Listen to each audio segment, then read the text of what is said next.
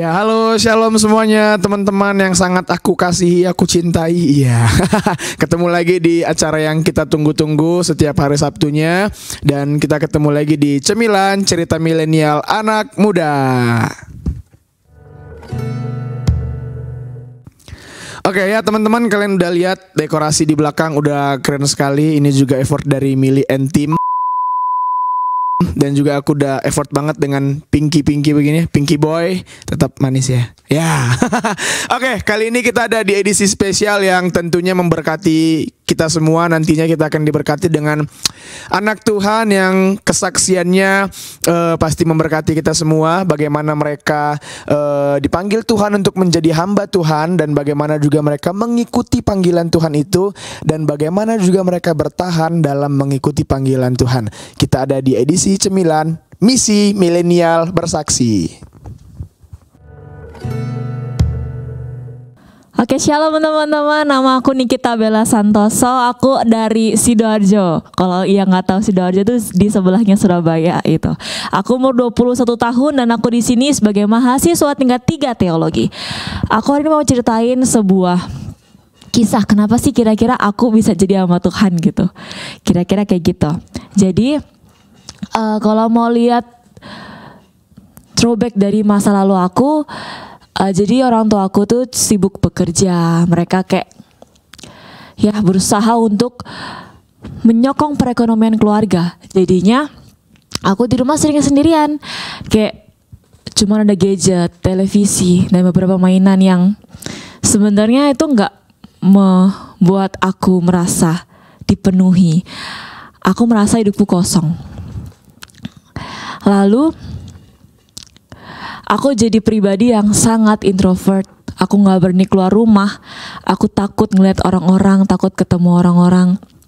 Sampai suatu ketika aku sekolah SMP, SMA gitu ya. Terus habis itu teman-teman itu ada beberapa circle pertemanan itu kayak menawarkan sebuah kebebasan. Di sini aku kayak I feel like wow, it's a hope. Aku rasa kayak ini sebenarnya kehidupan yang nyata. Gimana aku bisa bebas dan aku bisa menjadi manusia yang sebenarnya. Aku pikir ketika aku bebas, ketika aku ikut teman-teman gitu, aku pikir itulah kehidupan yang sebenarnya. Aku bergaul dengan circle pertemanan yang hidupnya sangat bebas. Kami rasa circle itu adalah sebuah keluarga. Itulah keluarga kami. Kami sangat solid. Aku dulu pernah bolos sekolah.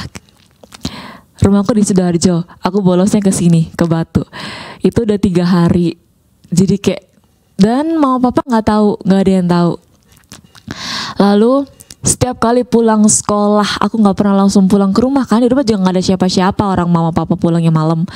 Jadi setiap kali pulang sekolah itu nongkrong dulu gitu. Kalau nggak ngafe ya warkop, main biliar dan lain sebagainya. I feel like aku senang di situ karena kami semua having fun dan kami cuma cari apa yang buat kami asik. Ya aku cuma mikir daripada aku gabut di rumah mending ikut teman-teman gitu kan. Tapi ternyata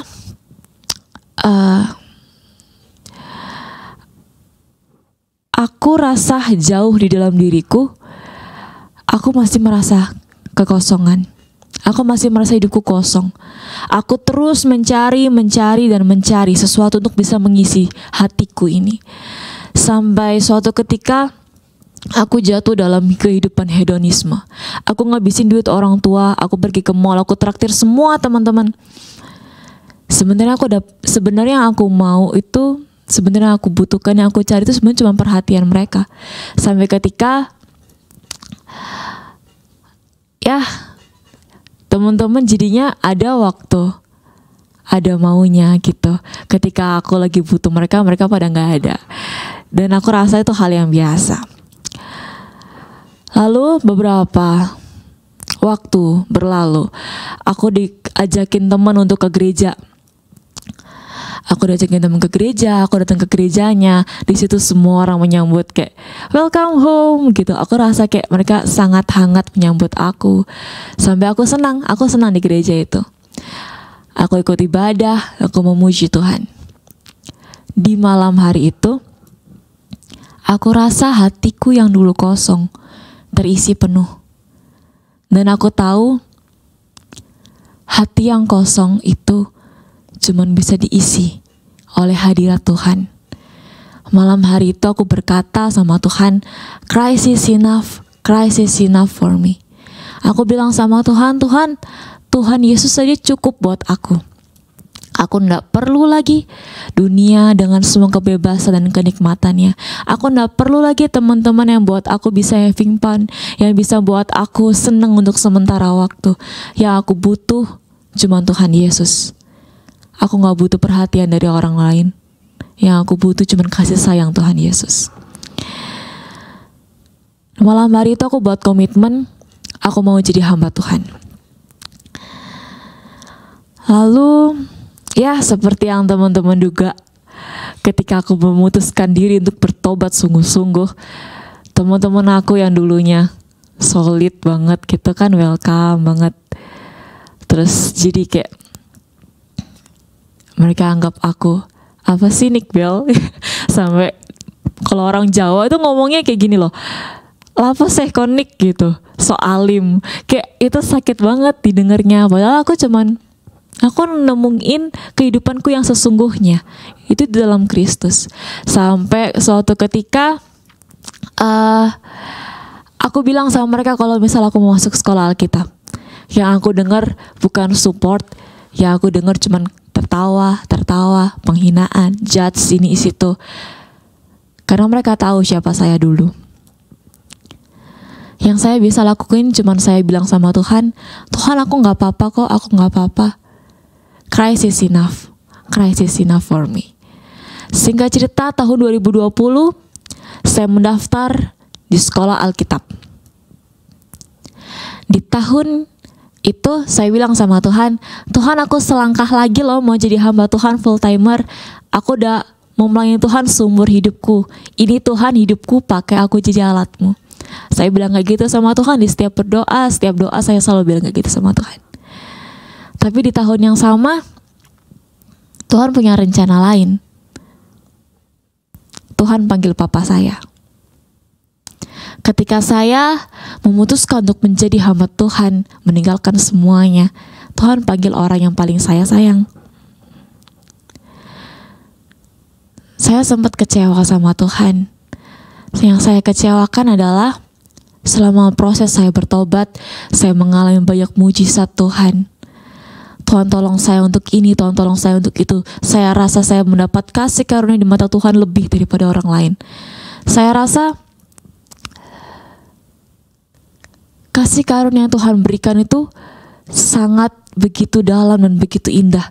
Saya memenangkan banyak lomba, saya berdoa untuk orang dan Tuhan jawab doanya. Itu benar-benar rasanya kayak Tuhan ada di dalam aku dan terima kasih aku boleh merasakan kasih karunia ini. Tuhan udah buat banyak mujizat. Tapi satu, waktu aku minta Tuhan sembuhin papa, kenapa Tuhan gak sembuhin papa? Malam hari itu saya menangis di kamar.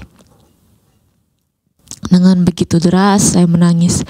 Tapi Roh Kudus tuntun saya untuk doa, untuk berserah. Singkat cerita, setelah kami menyelesaikan proses pemakaman dan lain sebagainya, sekolah Alkitab yang saya daftar, saya ditolak. Saya tidak lulus dari situ. Saya rasanya pukulan kedua dari Tuhan. Saya mulai meragukan panggilan. Kayak, Tuhan bener gak sih aku beneran dipanggil gitu? Beneran gak sih Tuhan aku beneran dipanggil? Atau ini cuma perasaanku aja?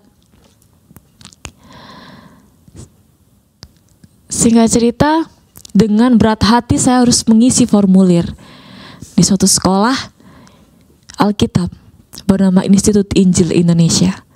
Saya masuk I3, saya sedikit kaget karena sangat berbeda dengan sekolah Alkitab yang saya masuki sebelumnya.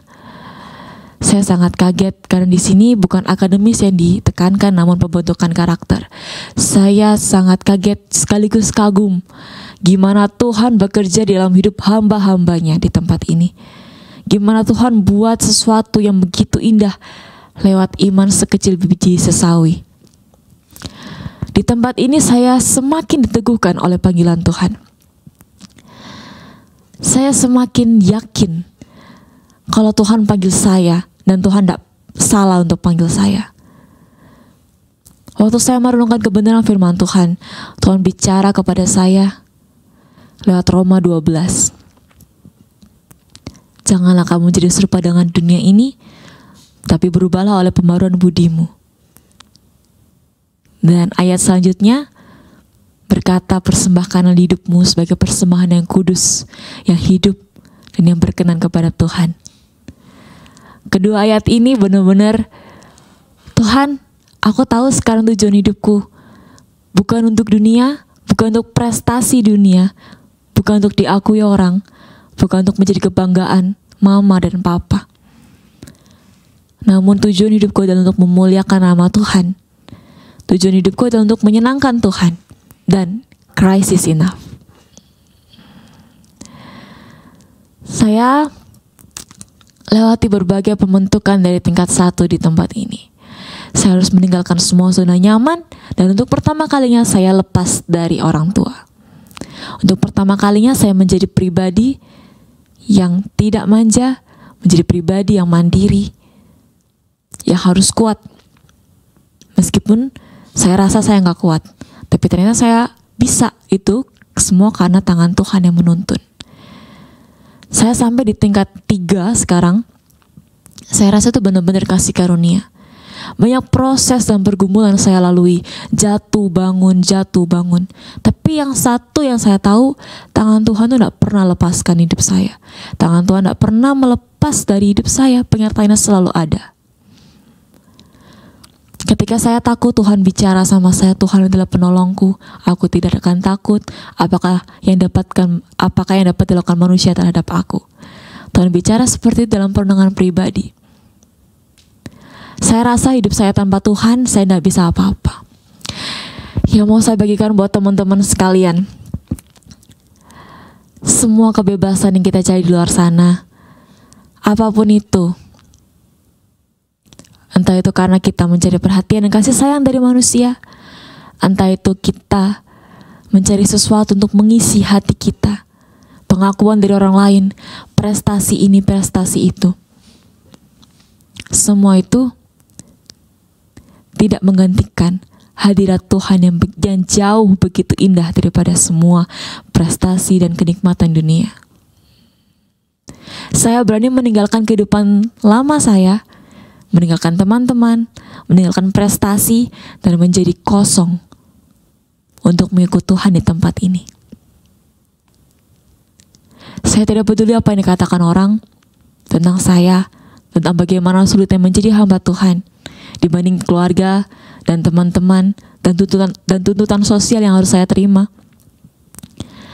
Tapi satu yang saya tahu, kehidupan di dalam Tuhan itu jauh lebih indah daripada kita harus hidup untuk dunia. Sekian kesaksian dari saya. Ada sebuah lagu yang sangat menggambarkan bagaimana perjalanan hidup saya dan panggilan saya, serta komitmen saya di hadapan Tuhan untuk terus teguh di dalam panggilannya. Itulah lagu Sampai Akhir Hidupku.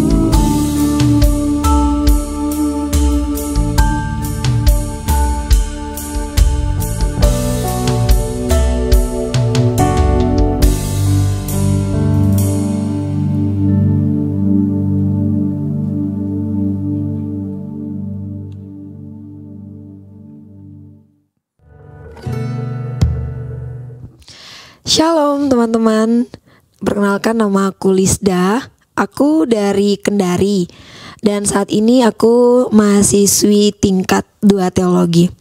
Nah, aku mau bercerita sedikit nih, bagaimana sampai aku bisa memutuskan untuk menjadi hamba Tuhan.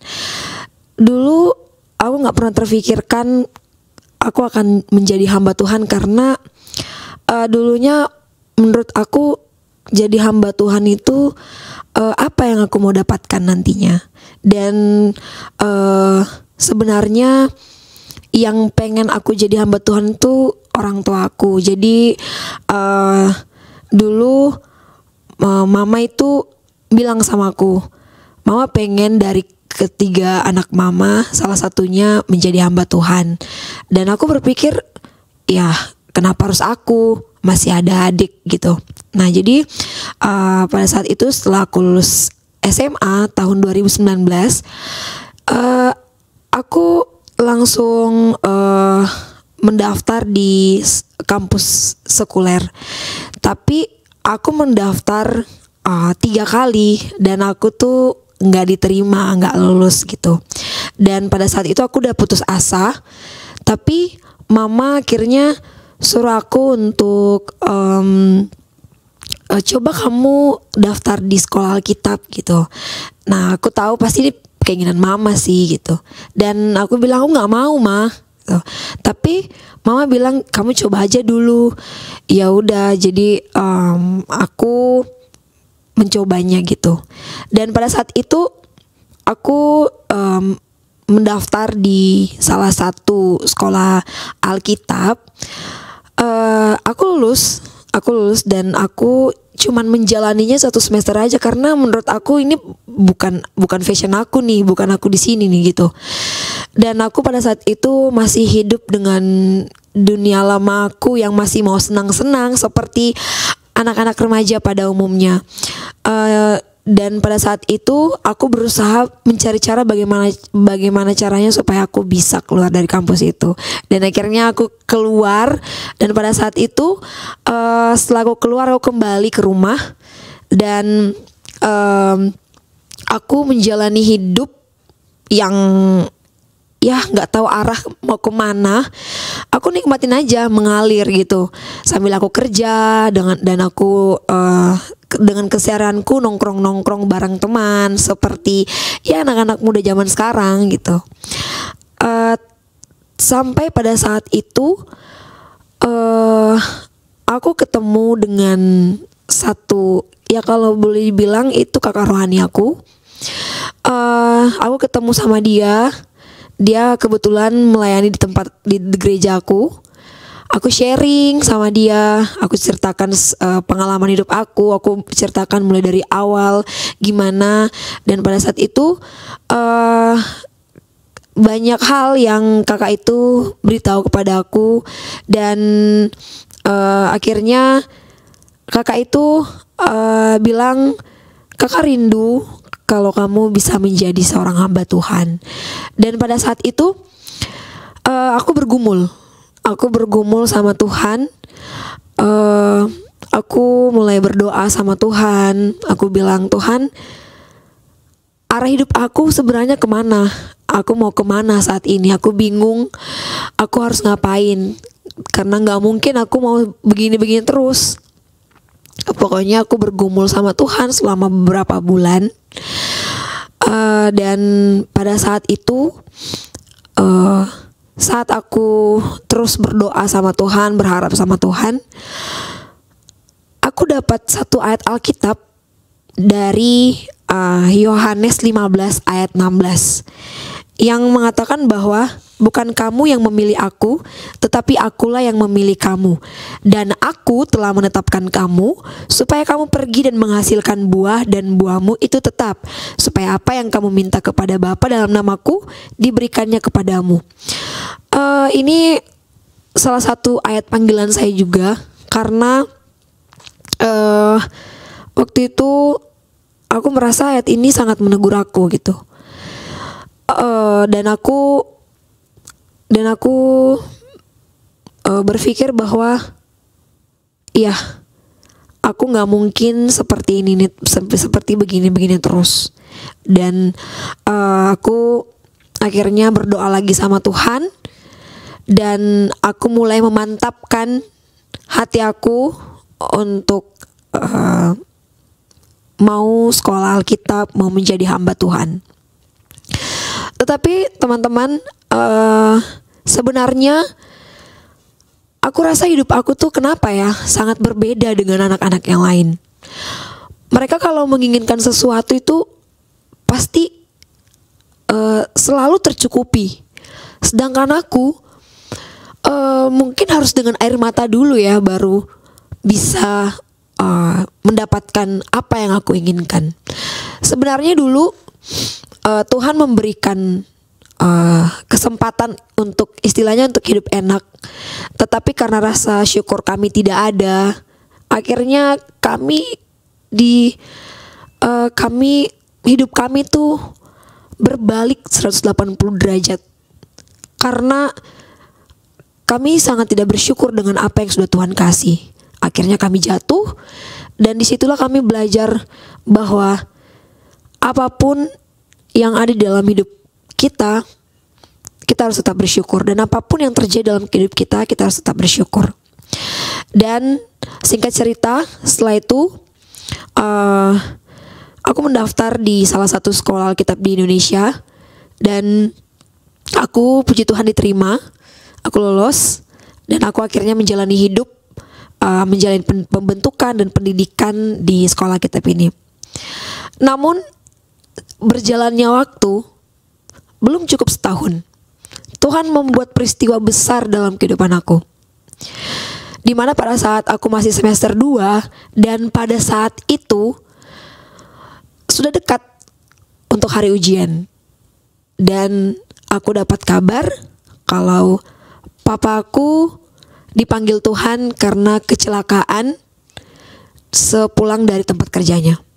Dan mirisnya lagi yang buat aku sangat sedih yaitu Tuhan memanggil papaku tepat di hari ulang tahunnya. Aku bingung apa yang harus aku rasakan, apakah senang atau sedih. Karena di samping papaku ulang tahun, tapi papaku juga udah gak ada. Akhirnya pada saat itu aku sempat kecewa sama Tuhan. Aku bilang, Tuhan, aku udah mau memberikan diri aku untuk melayani Engkau, untuk menjadi hamba-Mu. Tetapi kenapa di saat perjalanan hidupku Tuhan buat hal yang luar biasa besar dalam hidup aku. Mengambil orang yang aku sayangi, orang yang aku cintai, dan orang yang selalu mendukung aku di saat orang-orang di sekitar aku melihat aku dan memandang aku kecil. Di situ aku sangat-sangat hancur, dan setelah pemakaman papa, aku berpikir untuk tidak akan kembali lagi di kampus. Karena aku berpikir bahwa kalau udah gak ada papa, ya untuk apa lagi aku lanjut sekolah gitu. Terus dan ini tidak diketahui oleh mama, oleh saudara, karena aku berpikir kalau mereka tahu pasti mereka akan menyuruh aku untuk kembali. Tapi aku berpikir aku gak akan mau kembali, karena yang aku pikirkan pada saat itu, aku masih berpikir bahwa aku bisa sekolah karena papa yang biayain aku. Padahal tidak. Pada malam 2 hari sebelum aku memutuskan untuk kembali ke kampus ini, aku dengan hati yang gelisah, dengan pikiran yang masih belum mau kembali, aku dapat satu ayat Alkitab lagi dari Mazmur 27 ayat 10 yang mengatakan bahwa sekalipun ayahmu dan ibumu meninggalkanmu, Tuhan menyambutmu. Itu membuat aku kembali bangkit dan kembali berpikir bahwa walaupun manusia, sekalipun papaku udah gak ada, tapi Tuhan Yesus ada buat aku. Sampai detik ini Tuhan Yesus tetap ada buat aku. Manusia bisa mengecewakanku, manusia bisa meninggalkanku kapan saja. Tapi satu yang pasti, aku punya Yesus, aku punya juru selamat yang tidak akan pernah meninggalkan aku dalam keadaan apapun. Dan puji Tuhan, aku bisa sampai saat ini itu semua karena kebaikan Tuhan. Walaupun pada saat itu setelah pemakaman papa, aku masih dalam hati yang gelisah, khawatir, dan masih sedih. Padahal 2 minggu lagi aku akan ujian di semester 2. Sumpah teman-teman, kalau berpikir gimana caranya untuk mengimbangi hati aku yang kacau, hati aku yang sedih, hati aku yang gelisah dengan harus fokus untuk menjalani ujian. Itu menurut aku hal yang sangat berat buat aku jalanin. Karena aku tidak bisa untuk fokus sedangkan hati aku lagi kacau. Tapi selama itu selama 2 minggu itu aku berdoa sama Tuhan. Dan aku mengandalkan Tuhan dalam hidupku. Aku mengandalkan Tuhan bahwa Tuhan yang akan menyertai aku, memampukan aku untuk mengikuti ujian nanti. Akhirnya setelah 2 minggu berlalu, sebelum ujian, aku pelan-pelan hati aku sudah mulai tenang, hati aku sudah mulai kembali normal, udah mulai kembali bisa tersenyum, tertawa, bisa kembali dengan keadaan yang bahagia bersama teman-teman. Ya walaupun pasti masih ada pikiran dan perasaan yang mengganggu aku, tapi aku bersyukur aku bisa melewati ujian itu dengan baik. Dan sampai saat ini aku bisa melewatinya itu karena Tuhan. Banyak hal yang buat aku tidak tenang, banyak hal yang buat aku merasa sedih setiap ada pergumulan. Tetapi satu yang pasti, aku punya Tuhan yang selalu membuat aku tenang. Aku punya Tuhan yang selalu mau mendengarkan setiap keluh kesahku, rasa sedihku, pergumulanku, dan pengharapanku. Itu Tuhan Yesus. Dan buat teman-teman di luar sana yang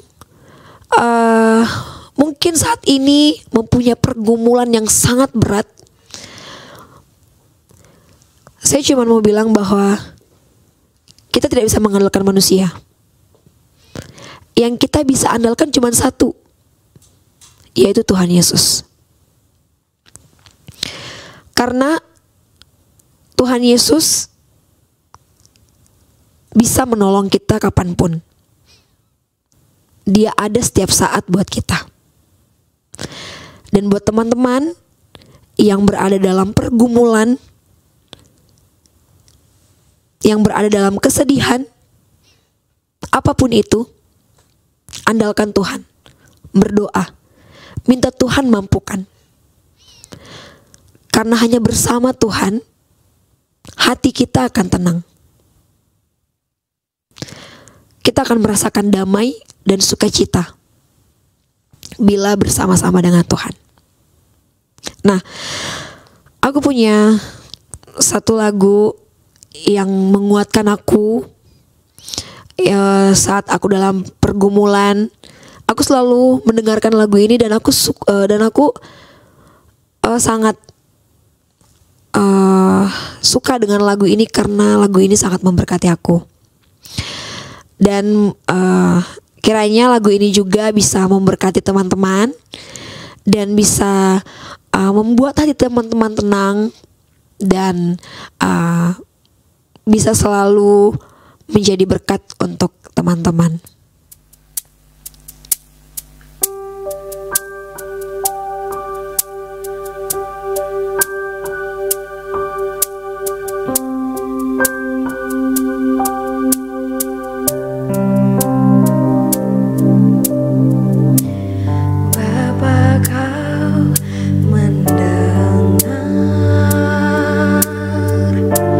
Seruan hatiku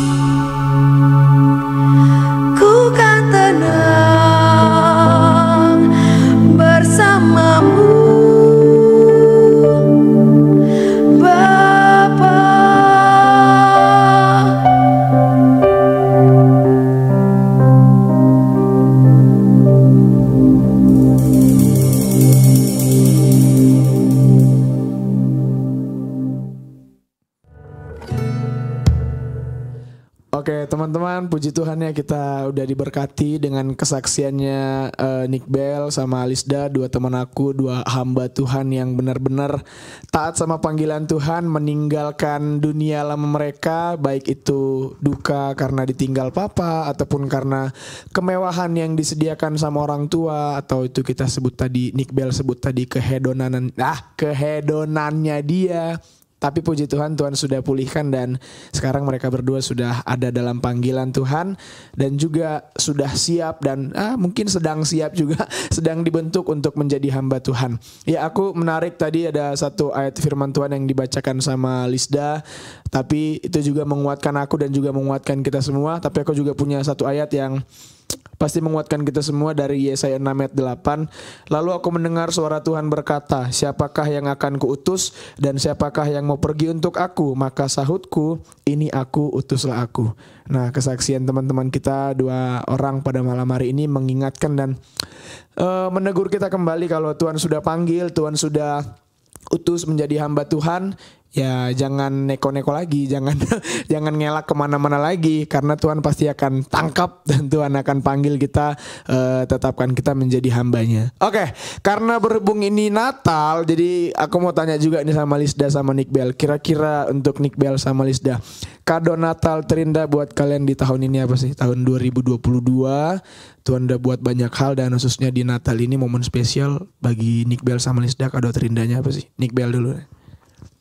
Kalau dari saya secara pribadi nih ya Kak, kado Natal terindah di tahun ini adalah ketika Tuhan kasih kesempatan bisa melayani orang-orang.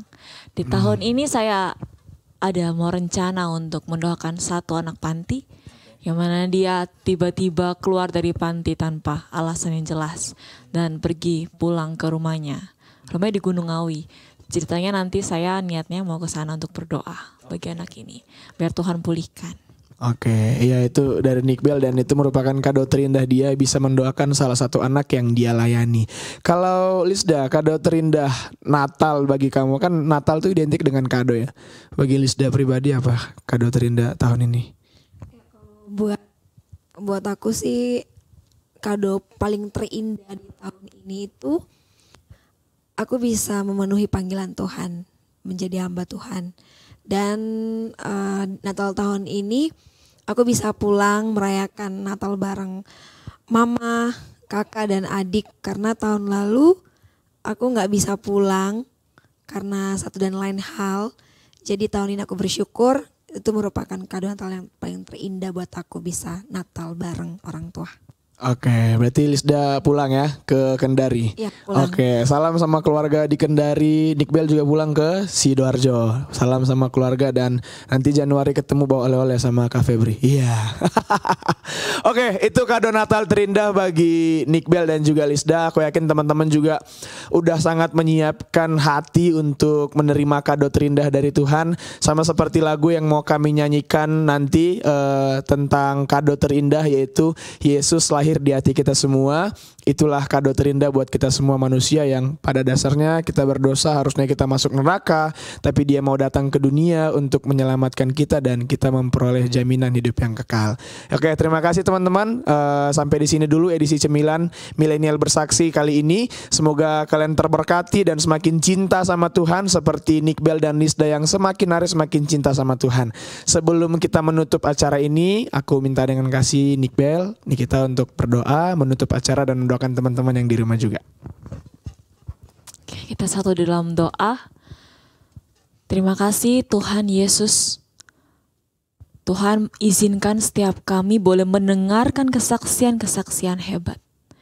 Yang hebat bukan karena tentang siapa kami Tuhan, namun karena siapa Tuhan yang bekerja punya karya dalam hidup setiap kami.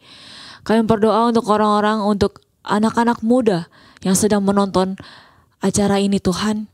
Setiap mereka dari latar belakang mereka masing-masing, bagaimana kehidupan setiap mereka. Dan kami berdoa Tuhan, Tuhan tolong jamah, pulihkan. Ajarlah setiap mereka boleh mengerti, boleh menemukan apa yang selama ini mereka cari Tuhan, yaitu kasih Kristus. Maka dari itu Tuhan Yesus, buat setiap mereka yang mendengarkan kesaksian kami, kiranya boleh diteguhkan, boleh diingatkan kembali akan jadi diri mereka sebagai anak-anak Allah. Mereka boleh merasakan kasih Kristus yang telah Tuhan alirkan dalam hidup setiap kami. Dan kami berdoa Tuhan, urapilah Tuhan setiap kami di tempat ini Tuhan. Karyamu yang sudah Tuhan rancangkan, kiranya Tuhan Yesus genapi dan Tuhan proses lebih lagi setiap kami untuk kami menjadi lebih murni lagi Tuhan di dalam memenuhi panggilan Tuhan di dalam hidup setiap kami. Dan kami berdoa Tuhan untuk teman-teman di luar sana yang Tuhan telah panggil menjadi hamba-Mu. Tuhan tolong teguhkan panggilan setiap mereka ketika badai, terpaan, cobaan. Seberat apapun itu tidak akan menggoyahkan panggilan Tuhan dalam hidup setiap mereka. Ketika mereka harus gagal dan jatuh dalam dosa Tuhan. Namun kami percaya panggilan Tuhan tidak pernah gagal dalam hidup setiap kami. Kami menerima panggilan Tuhan dengan iman dan kami mau menggenapi panggilan-Mu. Kiranya Tuhan Yesus meneruskan di dalam hati setiap kami. Kiranya Tuhan boleh lahir dalam hati setiap kami Tuhan. Di dalam nama Yesus Kristus kami berdoa. Haleluya. Amin. Amin. Amin, amin, amin. Oke, puji Tuhan teman-teman. Sampai ketemu di episode cemilan berikutnya. Selamat mempersiapkan Natal, selamat masak kue, selamat open house, dan selamat semuanya lah yang berhubungan dengan Natal dan Tahun Baru. Tapi tetap jaga kesehatan dan tetap berpengharapan sama Tuhan dan berdoa supaya kita semakin hari semakin cinta dan kagum akan karya Tuhan. Oke, kami mau nyanyi satu lagu. Semoga lagunya juga menguatkan kita semua. Sampai ketemu di cemilan minggu depan. Tuhan Yesus memberkati. Bye-bye.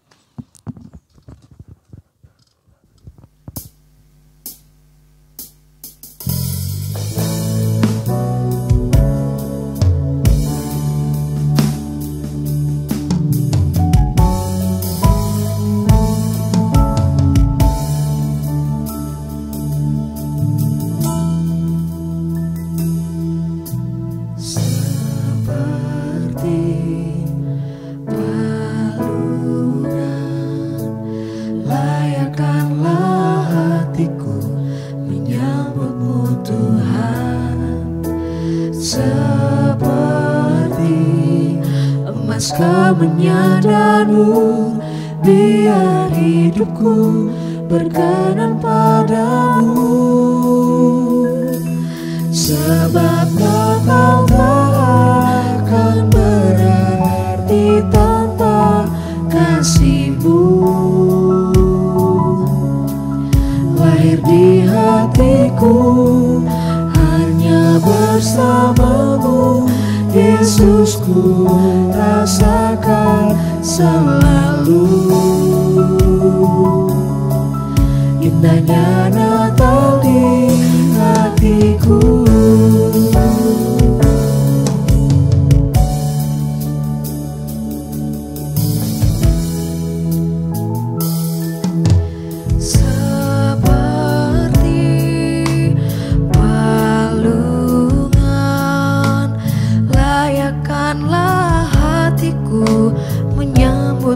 Tuhan, seperti emas kami menyadap-Mu, biar hidupku berkenan padamu.